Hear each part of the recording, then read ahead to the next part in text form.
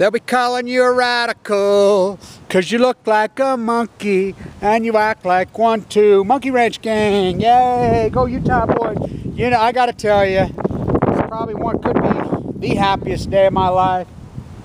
Just come out of East 8. Oh, do I love those guys. Finally, after 3 years, I actually got some counts that were actually in the normal range. They trended down. We were kind of panicking. The whole hospital cheering. Everybody's so happy. Wow, what a journey. I want to talk about, I stood right here, you know, and I did the ballad of Tim to Christopher when I was, I mean, it was over for me then. I wasn't recovering, couldn't handle a bone marrow transplant.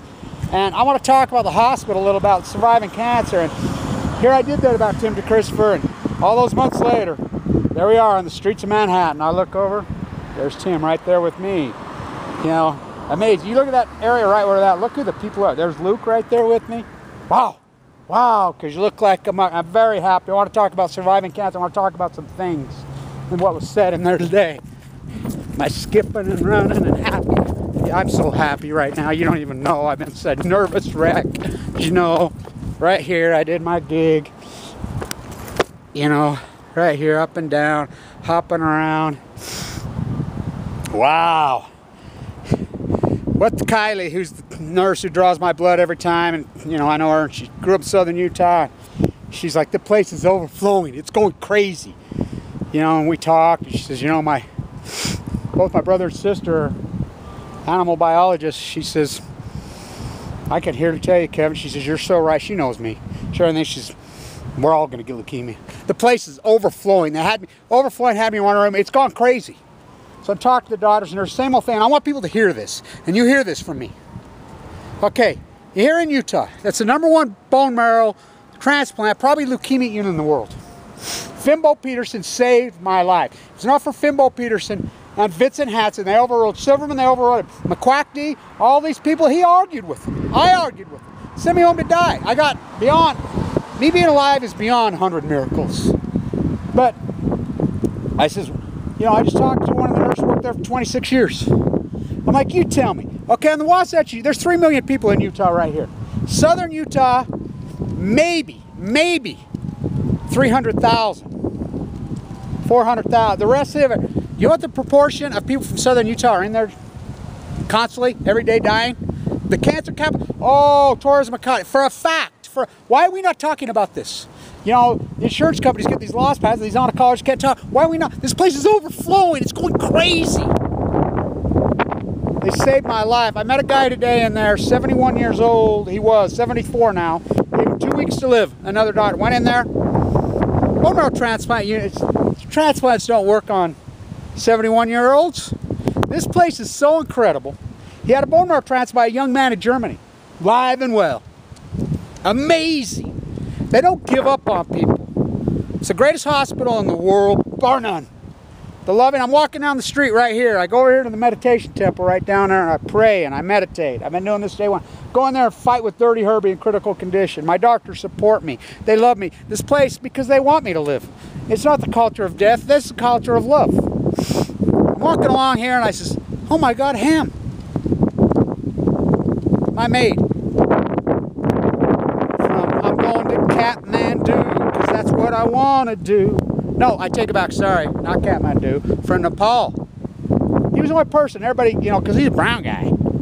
He's a brown guy, they don't talk to him. He was the only person I had communication with for months. We got to be very close friends. He says, Kevin, I came from Nepal as a school teacher. They put me way up here, you know, they respected me in all ways. I come here for a better life and I'm a maid, I clean it up. I says, yeah, but your kids will have a better life. I mean, no, used to be. He knows what we know. America's over. She said, fuck, get ready. Everybody's going to get cancer. The place is over fucking flowing. They had to put me in a fucking room that they're fucking remodeling, shoved in there. I asked them straight up, is this, oh, it's gone fucking crazy. And they only take the hardcore of the hardcore. It's all AM leukemia in there. And non-Hodgkin, the people that are dying in, they take the hardcore cases that people send home to die and they don't fucking give up. And they rely on charity. You wouldn't believe the resources they throw at people, at young people. They don't give up. They didn't give up on me. Everybody else gave up on me. McQuack, everybody in Ogden, and I don't give a fuck. The attacks I'm under, what people say about, I don't give a fuck. I don't care. And we just had this discussion in there. I'm like, I don't care Mike Lee cut me off Medicaid. I don't give a fuck about any of it. I'm alive. You know, here I do my gig for the Ballad of Tinder Krister. I look over in the streets of fucking Manhattan. I'm like, oh my God, Tim. You know, in prison. I was in prison the same time he was in prison. I used to all the time, I'm right up there in the corner room, East State. Quarantine. This is like being on death row for a crime that you did not commit.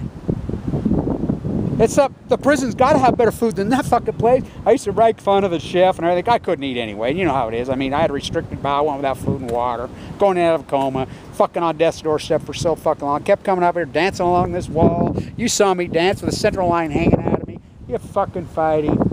Kept fighting, intensely, erratically. I told the doctor one day, I said, I know why the PAs collect all my freaking bowel movements and all my urine. You make coffee out of it. He says, that's the best one I ever heard. Wow. Here Tim comes out, here I am. There we are. Live right here. We both live right here, right by each other. Got to meet in the streets of Manhattan. When this should be the place where we meet. This should be ground zero for the fucking fight.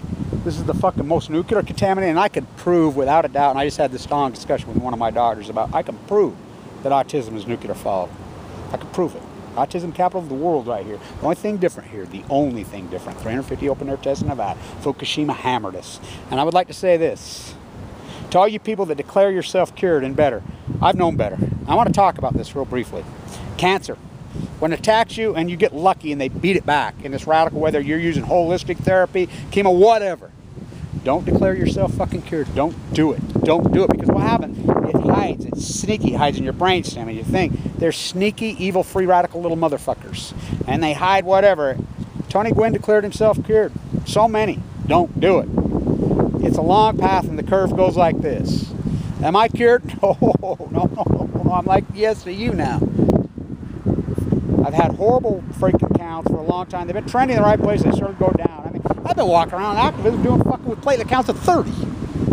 You know, the most radical spiritual place in the world. Nobody will come in here with me. Megan and Melissa came here with me. Talk to those girls. Talk to either one of those girls that changed their wife. The place is heart fucking breaking. You know, and I told her, I says, what are you doing now? Full-time active? I says, yeah, I made some deals with my beautiful friend Paul as he was dying. Some of my friends that were dying. I sat with them and, you know, asked him, what do you want me to do? What part of your life were you not able to feel as they're dying? I'll do it for you. You do what you do, Kevin. You keep being radical. You keep being, and you keep fighting these fuckers. That's what I want you to do. Yeah. So, these angels watch over me. They watch over me. They honestly. And you fucking fake Christians and you fucking bombing babies. I wonder if Barack Obama gives back his Nobel Prize. I wonder if he holds his Nobel Prize while he's fucking droning babies. And you fuckers are Christians. ISIS, kill this, kill that, kill everything. Fuck you. Good news today. Really good news. Very, very happy. Sue's calling. I'll call him back. Wow. What a journey. I would like to say how much I love everybody who supported me, and it's been a long journey so far, but wow. Nurses jumping up and clapping, freaking my PA, doctor all freaking hugging, clapping. Everybody was very, very happy today. They know that I've done this without a bone marrow. They know that against all odds, but that's what they do. That's what they do. That's what we do. Yeah, shut down nuclear, find these first cause with a hopeless cause. Yeah, kind of like me, having OS de novo. Given 2 months to live, sent home. Absolutely hopeless cause. Yeah. Miracles, oh fucking A.